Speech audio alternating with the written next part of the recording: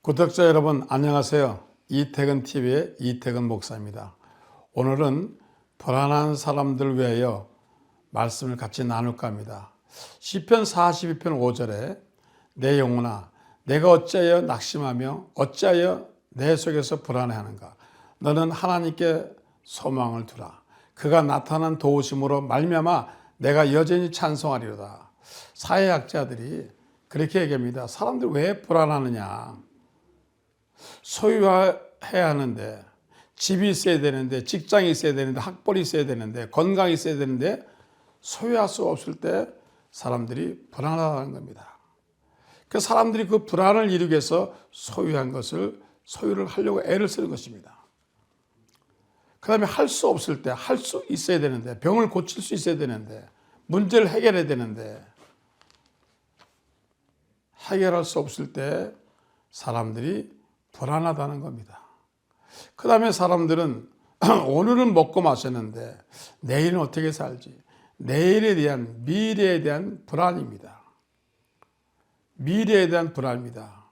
오늘은 살았는데 내일은 어떻게 될 건가? 오늘은 경제가 있는데 내일은 돈이 없어 어떻게 살 건가? 이런 여러 가지의 사회 심리학적인 일이 있습니다. 인간은 끊임없이 불안합니다. 왜 불안합니까? 하나님과 나 사이의 관계에 문제가 생긴 겁니다. 아담과 하와가 타락한 후에 인간에게 무엇이 들어왔습니까?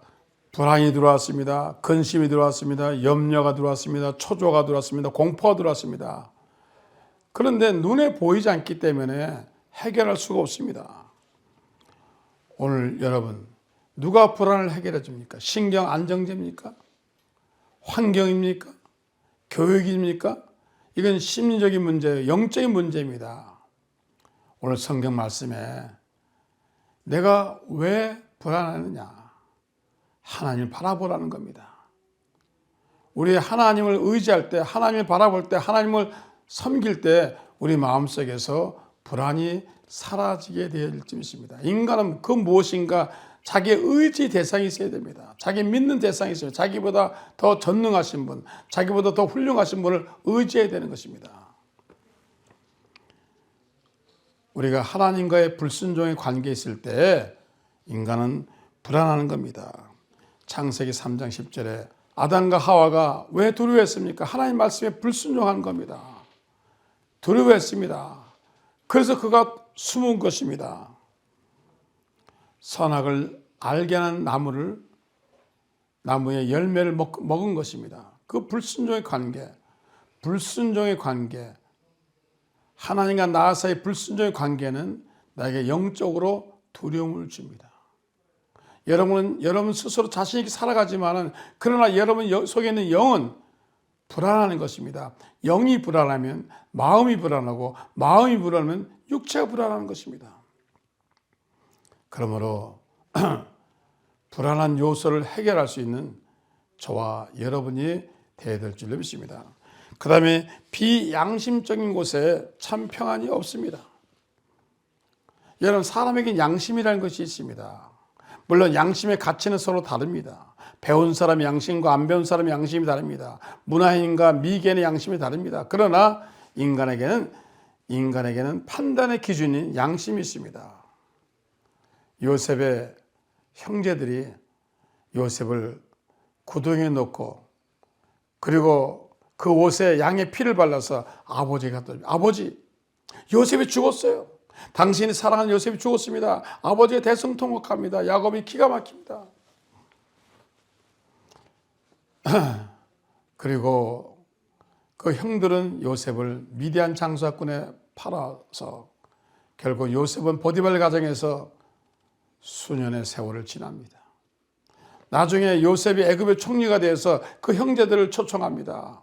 서로 얼굴을 알 수가 없습니다. 성장이 있기 때문에. 그런데 그 형제들을 순서대로 안 치는 겁니다. 깜짝 놀란 겁니다. 그리고 그가 이렇게 말합니다. 내가 바로 요셉입니다. 그때 그 형들이 뭐라고 얘기합니까? 불안했다는 겁니다. 창세기 42장 20절에 보니까 너희 막내 아우를 내게로 데리고 오라. 그러면 너희 말이 진실함이 되고 너희가 죽지 아니라 하니 그들이 그대로 하니라. 그들이 서로 말하되 우리가 아우의 일로 말미암아 범죄했도다. 그가 우리에게 애걸할 때 그 마음의 괴로움을 보고도 듣지 아니했으므로 이 괴로움이 우리에게 임하였도다. 이런 비양심적인 일을 하면 마음이 괴로운 겁니다. 남을 못 살게 하면, 남을 불편하게 하면 내가 양심이 괴로울 정도가 아니라 이런 불안한 겁니다. 나도 죄를 받겠지. 나도 어려운 일이 생기겠지. 원래는 그러므로 대인관계와 그리고 사람을 사랑하고 사람을 용서하는 그런 관계에 있을 때 우리가 이런 대인관계의 불안함이 사라지게 되어질 줄 믿습니다. 비윤리적인 것에 불안이 있습니다. 비양심적인 것에 불안이 있습니다. 오늘 그런가 하면은 사람은 모르면 불안합니다. 여러분 길을 가다가 모르는 사람 만났습니다. 얼마나 불안합니까? 뭘 하는 사람인지 불안합니다. 옛날에는 공중 목욕탕이 있었습니다. 그 탈의실이 있고 그 다음에 그 바구니에다가 옷을 넣어줍니다. 그런데 어떤 교회 장사하시는 분이 남대문에서 장사하시는 분이 아침에 목욕탕에 갔습니다. 호주머니에 돈이 있습니다. 돈 전대가 있습니다. 그런데 아무도 없는 줄 알았더니 가니까 어떤 사람이 나와 있는 겁니다. 근데 인상을 보니까 안 좋아요. 강도같이 생겼어요. 사기관 생겼어요. 그래서 이 사람이 다시 나가서 돈이 있는 걸 확인합니다. 그 당시에만 해도 이게 귀중품을 보관하는 곳이 없기 때문에 불안했습니다. 이 사람이 목욕하다 나가니까 또 같이 목욕했던 사람이 불안해서 나옵니다. 그리고 자기 주머니를 뒤져보는 겁니다. 서로 불안합니다. 목욕을 못합니다. 결국은 목욕을 못하고 둘이 다 나옵니다. 나중에 서로 통성명을 하다 보니까 집사님과 장로님 사이였습니다. 이런 모르면 불안합니다. 우리가 왜 여러분 길 가다가 모르는 사람만이 불안하죠. 그런데 하나님은 모든 것을 아시는 것입니다. 우리는 특별히 사람을 모를 때도 불안합니다. 그러나 내 인생길을 모를 때 불안합니다. 오늘은 살았는데 내일은 어떻게 가는 것인가? 오늘은 먹었는데 내일은 어떻게 되는 것인가? 그래서 이스라엘 백성들이 애굽에서 나올 때 하나님 어떻게 했습니까? 지도자 모세를 보내주신 겁니다. 그 다음에 어떻게 하셨습니까? 예수 그리스도를 보내주신 것입니다. 나는 길이요 진리요 생명이신 예수님께서, 저 천국에서 오신 예수님께서 우리를 보내주셔서 인도하신 것입니다. 오늘 저와 여러분 불안한 인생길에 예수님을 인도자로 삼으시기 바랍니다.